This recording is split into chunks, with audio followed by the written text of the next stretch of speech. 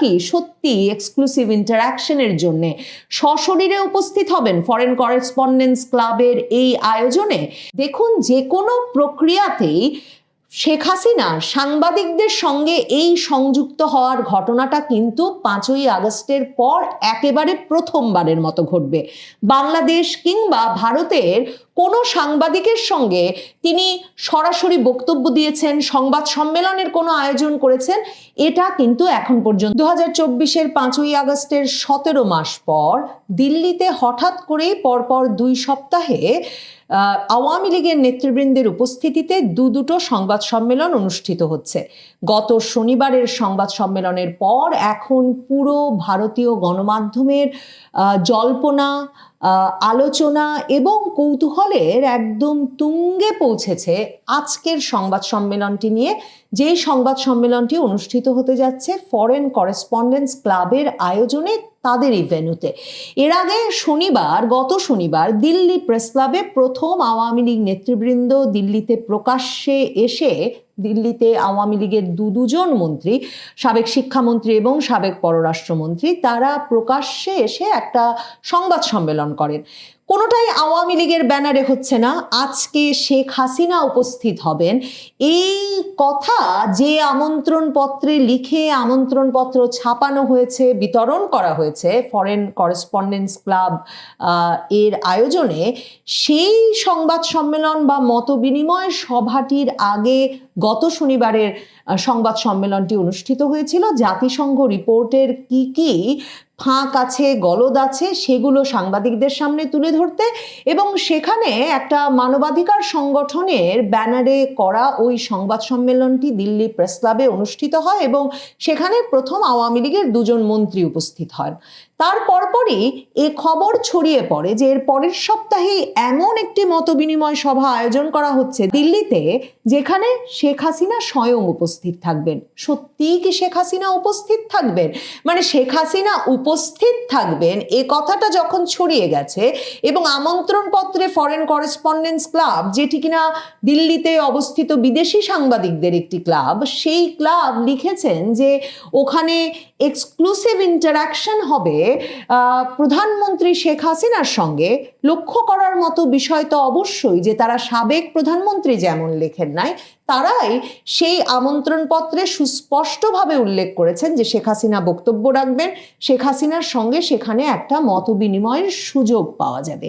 এ কারণেই সেই আমন্ত্রণপত্র থেকে এ খবর দ্রুততার সাথে ছড়িয়ে পড়ে যে শেখ হাসিনা প্রকাশ্যে আসতে যাচ্ছেন প্রথমবারের মতো 2024-এর 5ই আগস্টের পর, এবং সেটা ঘটতে যাচ্ছে দিল্লিতে।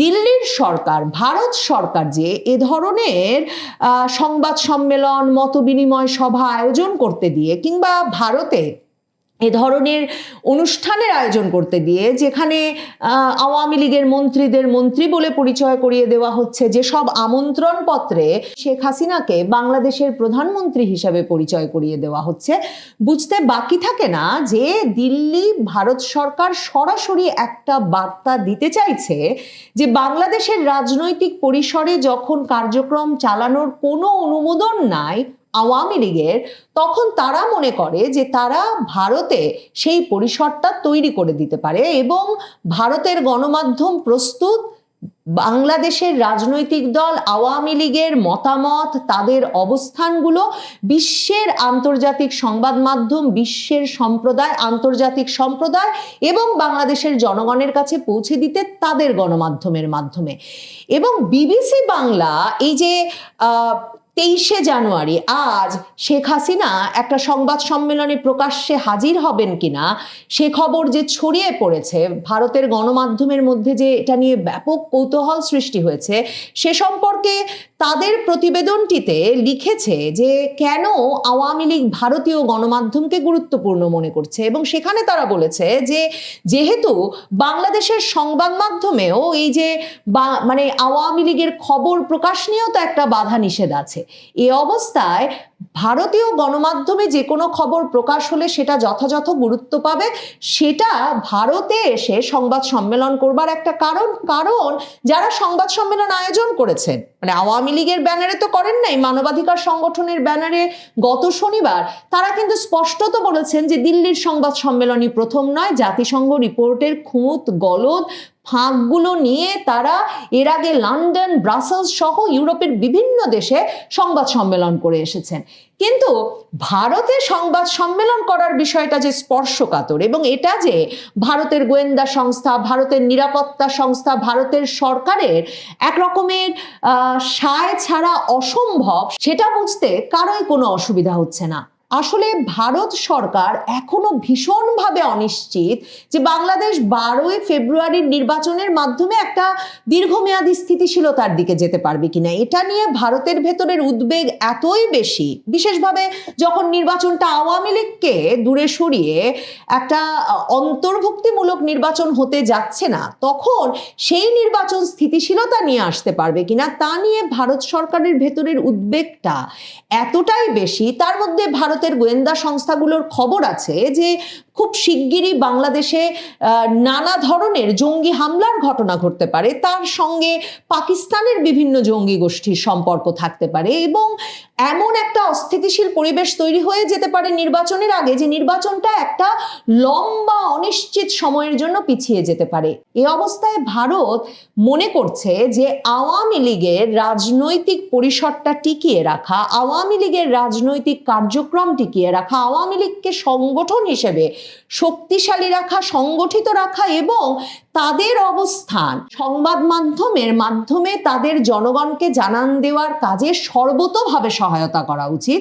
এবং ভারত সেই বার্তাটি বাংলাদেশ সরকার এবং বাংলাদেশের অন্য রাজনৈতিক দলগুলোকে দিতে চাইছে, যে রাজনৈতিক দলগুলো আওয়ামী লীগকে বাদ দিয়ে নির্বাচন অনুষ্ঠান করতে চাইছে। আজ শেখ হাসিনা কি সত্যি এক্সক্লুসিভ ইন্টারঅ্যাকশনের জন্য সশরীরে উপস্থিত হবেন ফরেন করেসপন্ডেন্স ক্লাবের এই আয়োজনে? দেখুন, যে কোনো প্রক্রিয়াতেই শেখ হাসিনা সাংবাদিকদের সঙ্গে এই সংযুক্ত হওয়ার ঘটনাটা কিন্তু 5ই আগস্টের পর একেবারে প্রথমবারের মতো ঘটবে। বাংলাদেশ কিংবা ভারতের কোনো সাংবাদিকের সঙ্গে তিনি সরাসরি বক্তব্য দিয়েছেন, সংবাদ সম্মেলনের কোনো আয়োজন করেছেন, এটা কিন্তু এখন পর্যন্ত জানা যায়নি। তিনি ইমেইলের মাধ্যমে, প্রশ্নোত্তরের মাধ্যমে সাক্ষাৎকার দিতে শুরু করেছেন গত অক্টোবর মাস থেকে।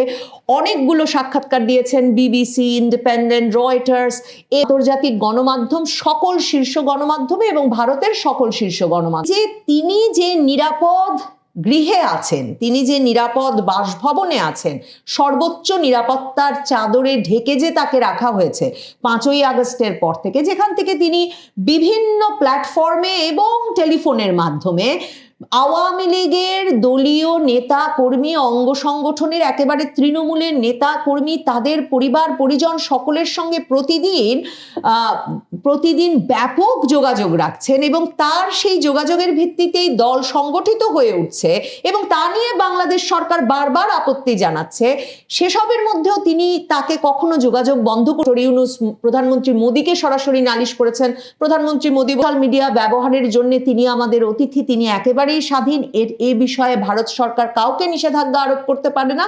ঠিক তেমনি ভাবে শেখ হাসিনা আবার বাড়ির বাইরে এসে কিংবা বাড়িতে বসেই কোনো সভায়, সমাবেশে কিংবা কোনো সাংবাদিক সম্মেলনে এখন পর্যন্ত বক্তৃতা দেন নাই। কাজেই ফরেন করেসপন্ডেন্স ক্লাব দিল্লির, তারা যে তাদের আমন্ত্রণ পত্রে মূল আকর্ষণ হিসেবে এ কথাটা লিখেছেন, সেটা খুব স্বাভাবিক।